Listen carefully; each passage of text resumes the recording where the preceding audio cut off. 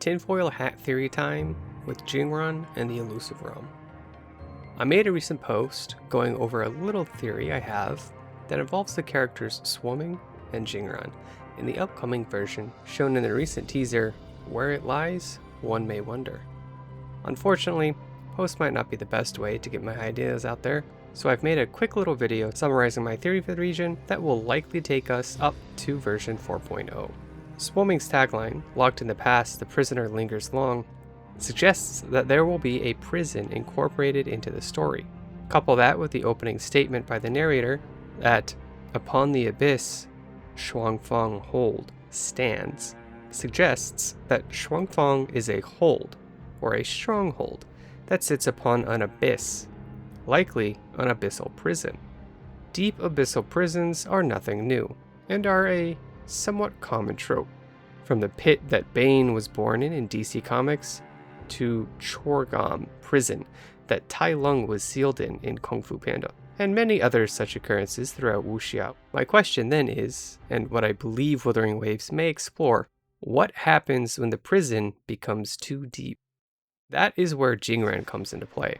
Xuanfang and Jingran appear next to each other in the characters' teasers, and thus, if history has taught us anything, will likely be released back to back. This is important because it may also mean that their stories tie into one another, with the prisoner introducing us to the prison, and then the loner taking us deeper into its elusive depths. But what will we find as we go deeper? And what are those elusive depths mentioned in Jingran's tagline? Well, the first thing that comes to mind at elusive depths was the depths of the elusive realms and the Somnoire. I do not think that this was an accidental choice of words, especially since Depths of Elusive Realms was just overhauled and has been around for the last 2 patches. Therefore, I wonder if this prison is bleeding into the elusive realm as it goes deeper and deeper. Would this not imply that Jingran can enter the Somnoire after descending into the abyssal prison? This is something only Rover is supposed to be able to do, or at least that's what we know of right now. Jingran is said to tread in as a loner, which makes me think that being able to enter the Somnoire is so rare that those that can would indeed believe they are the only ones. Jingran may be a very rare elusive realms walker, so to say, and likely one that enters without the knowledge or permission of the gatekeepers. But what about Jingran outside of his tagline makes me believe he has some relation to the Somnoire? Well, first, let me ask what makes Rover unique. A bunch of things, one of which is their often mentioned eyes. Interestingly, Jingran has 2 different colored eyes, one of which being a very rare golden hue. However, I don't believe this is heterochromia, like Roshia. When we look at Roshia, only the colors are different, pupils remain the same.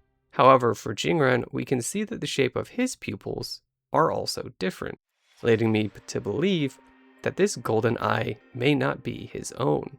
If we inspect the golden pupil, we can see some similarity to Rover's special eyes.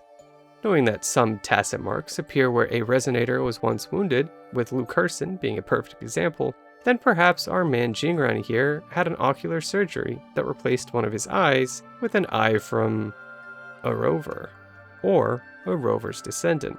You could think of him as Kakashi Sensei and the donor Rover as Obito Uchiha, if that helps. Alternatively, perhaps he attained it from the Imperial family and works as one of their special agents. I wouldn't be too surprised if the Huanglong Imperial family were descended from Rover's species, as most empires in history claim some mandate of heaven, or descendancy from heaven at the very least. In either case though, the eye does not function with Rover's full capacity, and thus Jingran needs a lantern to burn or blaze his way through the elusive depths so as not to get lost. My final point that ties Jingran to the depths of the elusive realms and the Somnoire is that said lantern. This lantern is reminiscent of the Dream of Chaos that 1.x players received after defeating Dreamless in the Somnoire. Although the colors differ, we can see that both share the same motif of small hands reaching up out of fiery depths. If we could bottle this fiery dream from Dreamless, then could the same not be done to construct the lantern that Jingran holds now? What better lantern to use when navigating the Somnoire's elusive realms than a lantern from the Somnoire? If this theory holds, then maybe this is one reason that the Somnoire in 1.x was breaking down in Jinzhou, as the dreams from powerful, Scar-level prisoners were pushing into the Somnoire from the nearby abyssal prison of Xuanfang Hold. These ravenous, vicious dreams likely pushed out the other surface-level nightmares into the real world. If so, I'm sure the gatekeepers would be pretty annoyed with Huanglong for their reckless actions. Additionally, if this theory holds, and my theory that the root systems of Solaris 3 play a role in the Somnoire as well, then I might expect to see some rather impressive root systems as we descend the abyssal prison before we cross into the Somnoire. And I do hope we descend the abyssal prison and don't just warp down to some lower level. It would be very nice to see that transition. But what are y'all's thoughts?